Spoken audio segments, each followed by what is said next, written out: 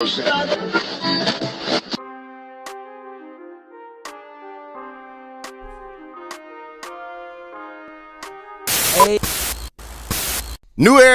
iHeartRadio, another exclusive interview today. Hold on, let me address this right. DJ NewEra, the heavy hitters in the building. I got my brother in the building with me today. I'm just going to let him introduce himself because he know himself better. Talk to the people. What's up, man? What's going on, man? It's your boy HardBody Shard. That's it? Hey, man. I mean, it's a lot on my repertoire, man, and I don't really, discuss, saying, songwriter, artist. Okay. You know what I'm saying? Talk that talk. I mean, I'm putting on the hat of engineer and everything now, man. So. Okay. All right, so let's take it back to the beginning. Yes, sir. How long you been in this music industry, man? Man, as a matter of fact, man, it's like my third year. Beginning of the third year. How much success have you seen? I've seen good success for somebody in my position. Okay. I can say that. And you from Birmingham, right? Yeah. So what's it like? Hold up, what side of Birmingham? Because I'm from the west side. I'm actually from the west side. Okay. Talk to me. Where I'm from is it's very close to Bessemer. Okay. Like I can literally walk into the jurisdiction of Bessemer. Okay. So it's just like so Midfield, Bessemer, or Fairfield, Bessemer? In between. Like Fairfield and Midfield is like that neck and neck, yeah, right? They like the same area. Exactly. So Bessemer is like down the highway. Gotcha. And then the other way is like you going towards Birmingham. Towards downtown Birmingham. Gotcha. All right, so you said for about 3 years, right? You been in it? All right, so your first rap name you had was BTMG. BTMG Reason, that was my name. All right, so what's the meaning? Break that down bit by bit. The acronym BTMG stood for Black Top Money Gang. Okay. Which is, what was named after the first single that I put out. Mm-hmm.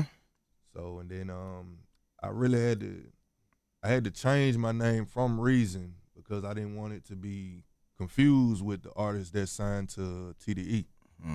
His name is Reason. Yeah. Okay. I had to take a different route with that. Yeah, because I remember the first time I met you, man. I think it was at one of our produce events, and you handed me like a single. I liked your music, and I saved it in my Serato as BTMG Reason. And then I would say a year later, met you again. You handed me some more music, hey, man. And the name changed up. So it's like I'm in the club searching for the old stuff, but I got it labeled as the new stuff. So the new name now is HardBody Shard. How'd you come up with that name? I mean, when you think about when I think about the name HardBody, it's like it's a state of mind, so to speak, almost. Okay. You know what I'm saying? Like when you listen to something hard, you be like, oh, that's hard. You know right, what I'm saying? right. So it's just like, and then on top of that, every time I go record something, I want to do better than I did last time. So I got to come out with something harder than what I did last time. Got to go harder than the next one. That's the formula. I've been running with that ever since. Gotcha. So first project was named what? The first project I put out, the very first one was called The Coke Theory. The Coke? The Coke. Yeah, but I spelled it QOQ. Why that name? Quality over quantity. Gotcha. Okay. So, that was the very first project that I put out. Did you make any noise with that? I made a little bit of noise with it, but I was kind of like still in the learning stage. So I was kind of trying to figure out what worked and what didn't work. Gotcha. So that's why that one didn't make as much noise as I needed it to. Did you have all the platforms that were given at the time? I had all the platforms. So you had that PIV, all that live, and it's all on those sites. You can go check it out. It's still on. I don't think it's on that PIV.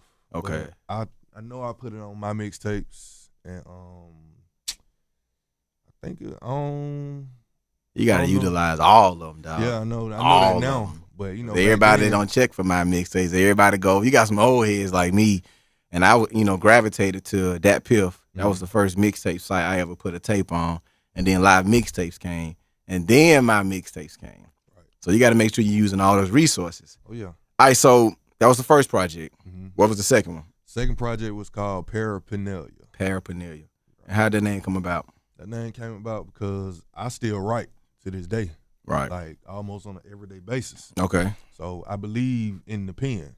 I don't believe just going in the studio and just, mumbling whatever you come up with. No disrespect to nobody else, man, but I believe in that pen, man. Like I'm a Rick Ross fan. Oh, okay. And he believes in that pen. So gotcha. Like, you almost are what you listen to. Since you're a fan of Rick Ross, I gotta ask you, what's your favorite Ross album? Rather You Than Me. Really? I would have to say that. It wouldn't be the first one? It wouldn't be the first one. I mean, Port of Miami was cool. It was cool? It was cool to me, but compared to Rather You Than Me, okay. I mean, it's some in-depth details on Rather You. Oh man, we're gonna talk more about that off camera, man. That's cool. All right, so on this second project, you work with our producers 30 Rock, and one name stood out to me, Carlton Banks. How'd that come about? Man, to be honest, I believe I looked up. Really? It didn't come through nobody. Okay. I DM'd him directly. And he replied? And he replied. Did he charge you for it? I mean, I believe in paying the producers. I believe in paying everybody that's, contributing to your art, man. So gotcha. I believe that's why I was able to acquire those beats, because the business was forward. 100. So you got a team behind you, or is it all just you? I mean, I'm working on building. Okay. You know what I'm saying? So, I mean, it's small at the time, the current time right now, but I'm working on building. Yeah, you got to have that team, man. Everybody got to play a major role, man. So it has to be an artist, DJ, manager. You got to have an A&R. Then you got to have your groupies, man, because that's what's going to really get you out here a little more. I know you got some of those lined up, man. I ain't got no groupies, man. Okay. I ain't going to get too deep in it. I ain't got no groupies, man. You have fans, so you say. I can say that. So you going to call them groupies. Supporters and people of that nature. All right. So lead single off that project was what? The lead single off of that project was Black Top Money Gang. Okay. That was like my first song that I got radio airplay on. Really? Yeah. So, damn. I mean, it kind of did something for me as far as in the city. Okay. Because, it was in rotation. So people they knew who I was at that given point in time. Gotcha. So you dropped that single, and it made some noise, and it led to you working with Coast to Coast. Right, Coast to Coast. Coast to Coast came down here, and they did a show, or what? How'd that happen? They do. I think the way that they operate is they do a tour around, different cities. Right. And I went to, when they came to Birmingham, I went to their event when they came in Birmingham, and I ended up winning that event. Okay. How many artists was there, though, at that time? Do you remember? The event in Birmingham, I think it was like 60 artists, I think. 60. Damn. Yeah. And you won first out of 60? I won first place out of 60. That's a blessing, man. Yeah. Question that people really want to know. We're going to keep it funky, man. Okay. When dealing with Coast to Coast, is it pay to play or what? Or is it like just sign up and you go? I mean, you have to put the business forward, I would say that. They do allow you to sell tickets. Okay. To, for people that's coming to see you. Right. They do allow you to sell those tickets. So you get to make some of that back. Yeah, you get to make your money back. So they get half. It's just like tickets were how much? Let's just say 20. I think they don't let you sell them no more for like 10. 10. So it's split 5 and 5. Yeah. And you got to bring a certain amount of guests or what? You don't have to bring anybody with you. Right. But it's just it's a matter, do you want to make this money back? Gotcha. That you invested from the get-go. Do you feel like that was a good investment at the time when you paid? I feel like it was a great investment. Because I see where you went to Miami. Yeah, that's what you get when you win first place. And what year was this? That was in 2017, I want to say. So free trip to Miami. Yeah. Everything paid for. No, that was 2018. I'll take that back. 2018. Yeah. So they took care of everything. They didn't take care of everything, but it was a fair bit of it. Fair bit of it. So you got a chance to go down there and actually record a song. Yeah. Did you actually get a chance to hear the song? And keep it 1,000 now. I never got around to that. You know what I'm saying? So it's like, I don't know, man. I'm the type of person, I really can't, I really don't really just sit back and wait on people. It's like holding up my process. Exactly. So it's like I'm real strong willed in that aspect. Gotcha. You got to be aggressive in this industry, You have man. to. Everything works off of consistency. Mm-hmm. And if somebody just keeps seeing your face repeatedly and they keep hearing your name repeatedly, then you got product online on all these sites to back it up. And then you can go shake hands with people. Like I told you all the time, pulling up on people actually works best than just sitting behind a computer. Right. So after you did Coast to Coast, Mm-hmm. I see here where you opened up for The Baby, Gunna, and Block Boy JP. All right, so how was that experience? Let's just piggyback because out of those 3 artists, Mm-hmm. in my opinion, the one that actually is buzzing the most now is The Baby. Right. So how did that one happen? I think it came through my manager. Okay. In actuality, I'm not sure exactly who he talked to. Mm-hmm. It probably was the promoter, I would assume. Okay. So I mean, it came strictly through him. It wasn't no pay to play. Not that I know of. Gotcha. See, that's God, man. Yeah. All right, so what actually influenced you to do music? Man, like I've been like a big JayZ fan for like since I was probably like 14. Okay, so I give you credit with that one. Yeah, man. Like I've been a JayZ fan. Like the first album that I just physically had to have was The Blueprint. The Blueprint? Yes. Oh shit. You know, You skipping over, like, he's got some dope projects. but Life and Times Volume 2. a kid at that age who's really gonna understand what he's talking about. True. Because he actually spit in real life situations. Exactly. So Right. it's like that album, I still listen to it. I still listen to it today. Really? Yeah. Damn. All right, so you said JayZ, Rick Ross. Mm-hmm. Give me 3 more of your top artists. I'm not talking the new shit. Right. Let's go to the old stuff. Okay. We talking, let's say, the 90s.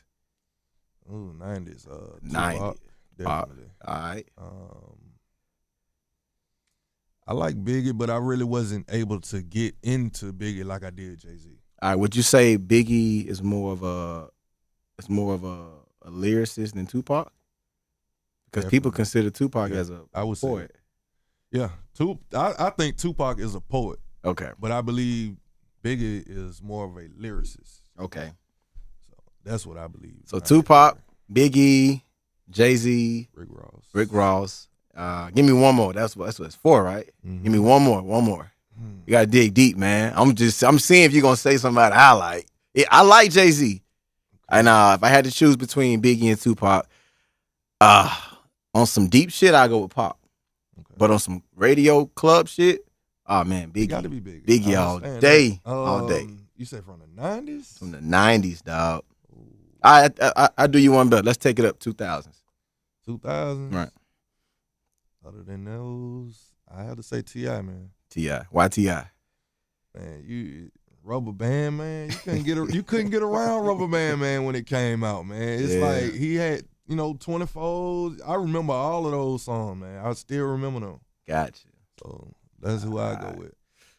HardBody. All right. So Alabama rappers. Okay. Who would you say? Let's take it back to Rich Boy days. Rich Boy Day. Who would you say influenced you from Alabama back in that time? Man, it had to be like probably Mr. Big. Mr. Biggs. Rest in peace, Mr. Biggs. Yeah. Okay. Mr. Big. All right, give me one more. Dirty. Dirty Boy. See, people don't even mention the Dirty Boys anymore, man. Man, I was listening to that, man. I was on that. All right. Okay. You got one name here that actually stood out, man. I'm surprised you didn't mention him, man. Trans Lee. Man, Trans Lee. You said back then. Yeah, back then, but we fast forwarding now so because I'm thinking when you say influences, I'm thinking all over now. So Trans Lee, that's now, right? Trans Lee, right now, from Alabama, Trans Lee he's definitely one of them that I listen to very fluently. Okay.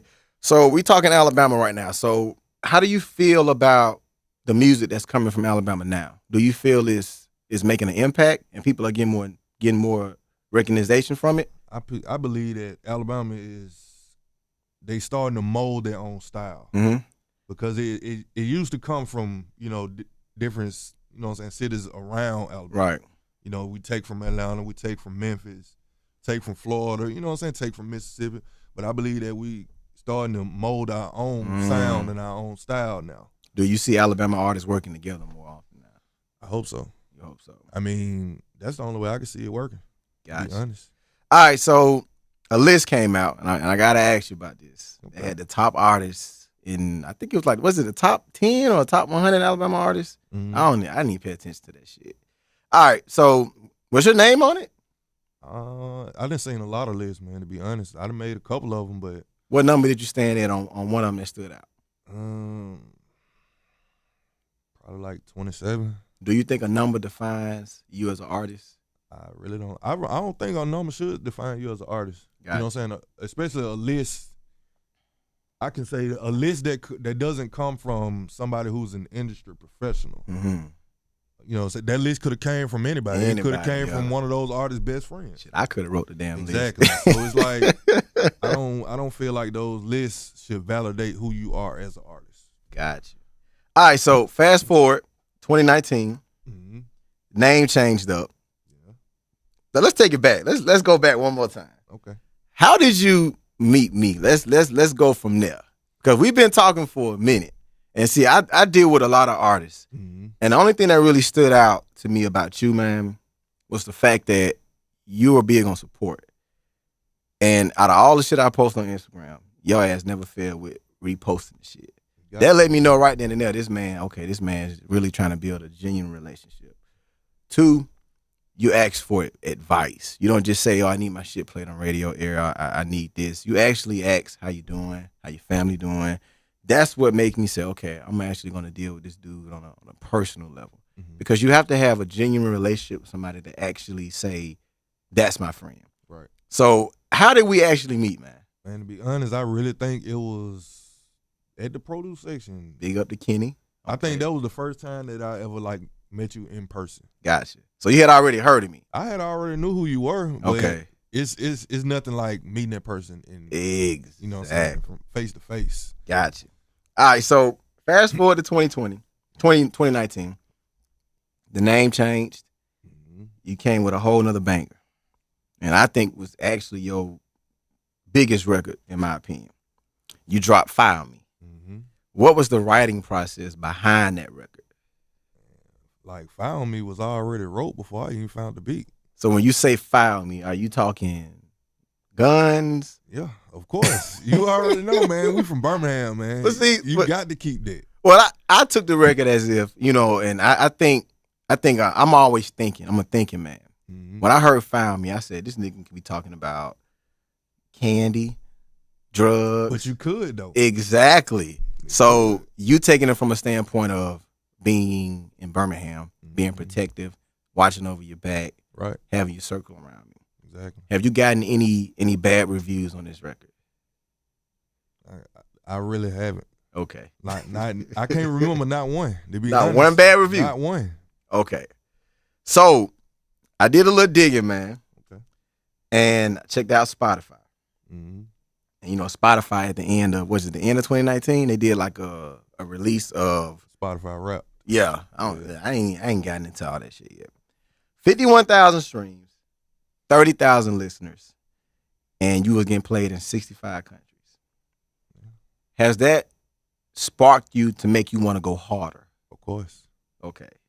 So how does the streaming business work? Explain it to people who are listening now when it comes to streaming. How does that work? Okay. It's basically like, it's almost like you getting music for free, but you're subscribed to this specific service of your choice. Gotcha. Depending on which platform you listen to or your fans listen to, they pay you different. Gotcha. Like I believe Tidal has the highest payout. Tidal has the highest payout. I believe that I want to say Apple Music is behind them, and then Spotify, and then YouTube. I want to. Well, yeah, okay, you're right. Because Tidal and Apple. Well, hold on, does it work like that? Is it Tidal? I'm thinking Tidal Rock Nation. That's what I'm thinking. Oh no, Rock Nation. That's a label. That's a label, but Tidal has, if I'm saying this correct, plays into Rock. It's in a sense. I think what it is. Everybody that signed to Rock Nation, they have stake in Tidal. Okay, correct me. I don't want to be wrong, man. That's how I believe that works. Okay, so the track was produced by LaMarcus J. LaMarcus J. Shout out LaMarcus J, man. That's the homie, right? I've been knowing LaMarcus for a while, man. All right. So, what made you run with him on that record? I just knew. It's like I've been knowing LaMarcus for a long time. You know what I'm saying? Like this is before everybody in Birmingham, you know what I'm saying, like collectively knew Who he was. LaMarcus J on all the beats. This was before LaMarcus J on all the beats. And that's why I fucks with you, man. You see what I'm saying? So it's just like I've been knowing, bro. Like he actually engineered paraphernalia. The whole tape? The whole setup, the whole tape. That's where the engineer, you know what I'm saying, the ingenuity come from. All right, I gotta ask you this. Where did y'all cut the tape at? Was it in the actual studio? We cut that tape in the trap. In the trap. In the trap. And some of the best body of work comes from the trap. Comes from a house, man. Exactly. You don't have to go to an actual studio to bring out the best of you. As a matter of fact, man, I seen a video of Travis Scott the other day. Mm-hmm. And it was a video of him recording, but he was sitting down and he had this sheet over his head.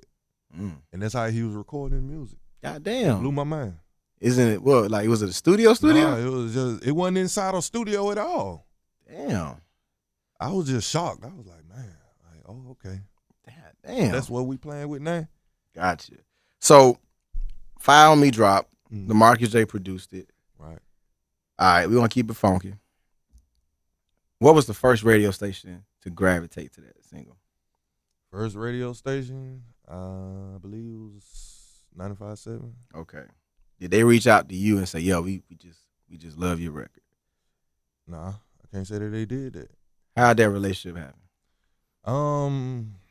I believe it went through this segment that they call Alabama Now. Okay, so that's with DJ Serious. Stickman is my guys. Okay. And they just have it on one segment. Mm-hmm.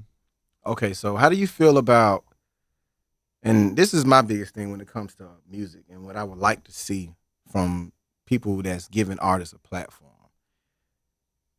as far as to get your music played. Instead of it being one day out of the week, why not 3-4 days out of the week? A platform like that to give us, because you go to Atlanta, man, and you hear people you ain't never heard of. Exactly. All the time. And it's not to downplay anything that they have going on, because I find that very intriguing and exciting, and it's a blessing to have that platform. But you hear the music during prime time. Mm-hmm. And prime time on radio, for people that don't know, prime time on any radio station is between the hours of 12 and 6. Those, if you're on air at that time, that's the best time to be on air.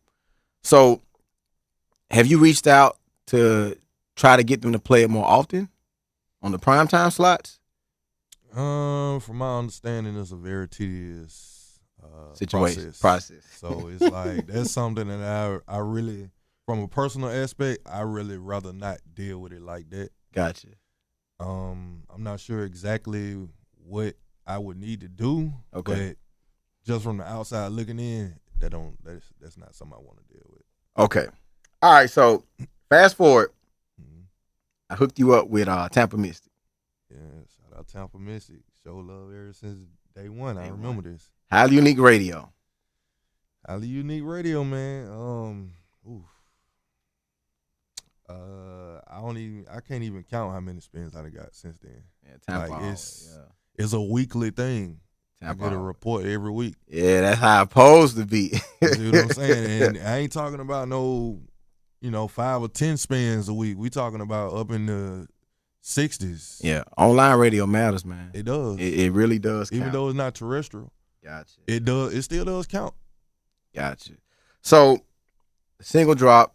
Mm-hmm. What's next after the single? What's the next thing? I actually got another single right now called "It's Up." It's produced by Shard Fresh. I heard that record too. Yeah, man.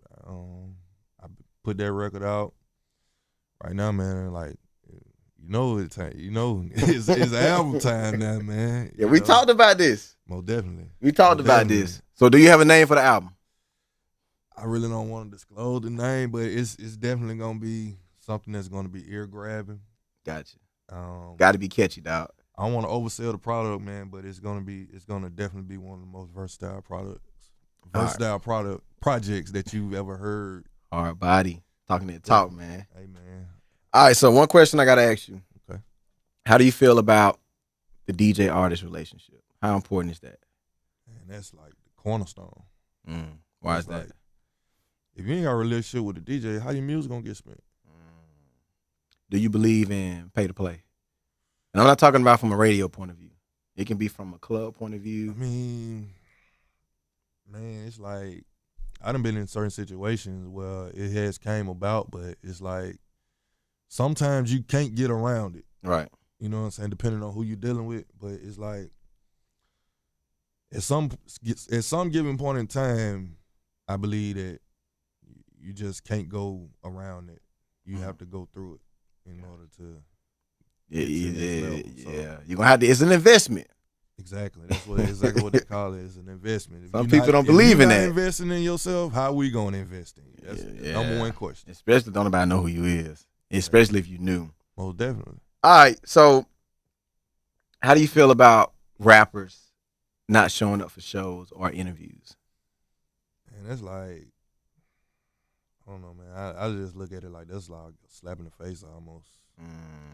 You know, it's like you burning a potential bridge that could take you places that you don't even know of. That's real shit. You know what I'm saying? So you don't know who this person is connected to. You know what I'm saying? You never know. You could piss off the wrong person, and then it's just like you immediately start putting a ceiling on your potential, man. And niggas ain't gonna want to come fuck with you. Period. Exactly. Man. You know, the industry is small. Word travels extremely fast. Yeah, that's true. You know, you only got one time to make a good impression. Right. Free game for you right there. First impression is everything. Man. Free game. All right, so 2 more questions, man. Okay. Damn, slipped my mind that fast. 3 goals that you want to accomplish in 2020. Man, I want to build a massive fan base. When I say massive, I don't mean as far as like city limits. It's cool being known in the city, but at the end of the day, they look at you just like they look at themselves. This is the same person I went to school with, same person I went to church with. Right. Ain't no better than me. That's true. You see what I'm saying? Right. We come from the same place. Right. So it's like if they've been looking at you your whole life, they believe you to be that same person that they've been knowing you to be your whole life. You know what I'm saying? Even though you do music, that don't make nothing special about you. Nah. So it's like build for people that don't know who you are. Those are the people that's gonna gravitate to you. Right. Instead of you having to move out to people that you know already. Real shit. So it's like I just want to build a massive fan base, man. I just want to make great music. Like sometimes it's about the hits, right? But sometimes it's about giving something to your core fan base, right? The people that's been listening to you since day one. Day one. Exactly. You got to keep those people fed. Exactly. So, and then I would say, man, like, goal number 3. I want to work with different artists. All right, give me 2 right quick. Give me 2. Trans Lee definitely one of them. Okay.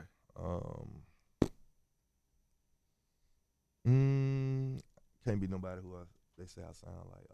I want to work with Kalani. Really? Yeah. That'd be dope. Shit, I didn't expect Kalani, that one.